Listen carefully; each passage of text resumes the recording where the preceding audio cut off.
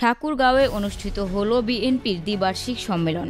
৮ বছর পর জেলা স্কুল বড় মাঠে আয়োজিত এই সম্মেলনে নেতাকর্মীদের মধ্যে দেখা যায় ব্যাপক উৎসাহ উদ্দীপনা। ভার্চুয়ালি যুক্ত হয়ে বক্তব্য রাখেন বিএনপির ভারপ্রাপ্ত চেয়ারম্যান তারেক রহমান। তিনি নেতাকর্মীদের ঐক্যবদ্ধ হয়ে গণতন্ত্র প্রতিষ্ঠার আহ্বান জানান।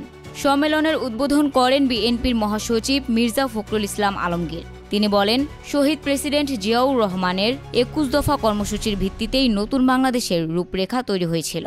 আর বর্তমান ফ্যাসিস্ট ব্যবস্থায় ভেঙে পড়া রাষ্ট্র কাঠামো পুনর্গঠনে বিএনপি প্রণয়ন করেছে ৩১ দফা কর্মসূচি। মির্জা ফখরুল আশা প্রকাশ করেন, এই সম্মেলনের মাধ্যমে ঠাকুরগাঁওয়ে গড়ে উঠবে নতুন ও শক্তিশালী বিএনপি, যা গণতান্ত্রিক ঠাকুরগাঁও প্রতিষ্ঠায় গুরুত্বপূর্ণ ভূমিকা রাখবে। সম্মেলনে ভার্চুয়ালি প্রধান অতিথি হিসেবে ছিলেন তারেক রহমান। এছাড়াও উপস্থিত ছিলেন কেন্দ্রীয় বিএনপির ভাইস চেয়ারম্যান শামসুজ্জামান দুদু সহ স্থানীয় ও জাতীয় নেতৃবৃন্দ। দ্বিবার্ষিক এই সম্মেলনে ঠাকুরগাঁও জেলা বিএনপির নতুন নেতৃত্ব নির্বাচিত হয়। সভাপতি মির্জা ফয়সাল আমিন এবং সাধারণ সম্পাদক নির্বাচিত হয়েছেন পয়গাম আলী।